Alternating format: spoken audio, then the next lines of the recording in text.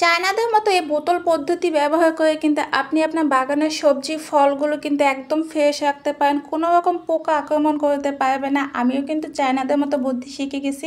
আপনিও কিন্তু ট্রাই করতে পারেন। এটা কিন্তু অনেক কার্যকরী। আমার পেঁয়াজ কেটে নিচের গোড়ার অংশটা ফেলে দিই। কিন্তু জানেন কি? এই ফেলা জিনিস দিয়েই কিন্তু নতুন চারা করে নিতে পারবেন। কোনো রকম খরচ ছাড়াই কিন্তু এভাবে আপনি মাটিতে পুঁতে পেঁয়াজের চারা করে নিতে পারেন। কোনো রকম স্প্রে ছাড়াই পেয়ারা গাছে ফল ভালো রাখতে ন্যাচারাল কৌশলটা শিখে নিন। পেয়ারা ফল ছোট থাকতে ফুলটা ভেঙে দিয়ে একটা পলিথিনে মুড়ে রাখুন।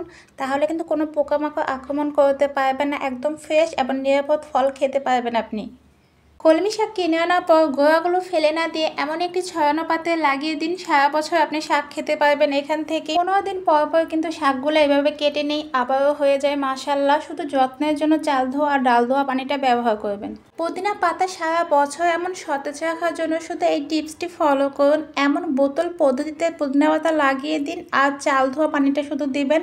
আর কিচ্ছু প্রয়োজন নাই, সারা বছর আপনার পুদিনা পাতা নষ্ট হবে না। টমেটো গাছের ডাল দিয়েই নতুন চারা বানিয়ে নিতে পারবেন। এতে আপনার চারাও কিনতে হবে না আর দ্রুত ফলন পাবেন। ডালটা গিট পর্যন্ত কেটে নিয়ে পানিতে ভিজিয়ে কিছুদিন ছায়াযুক্ত স্থানে রাখলেই কিন্তু শিকড় গজিয়ে যাবে। তারপর মাটিতে পুঁতে দিলেই কিন্তু নতুন পাতা ফুল বের হবে।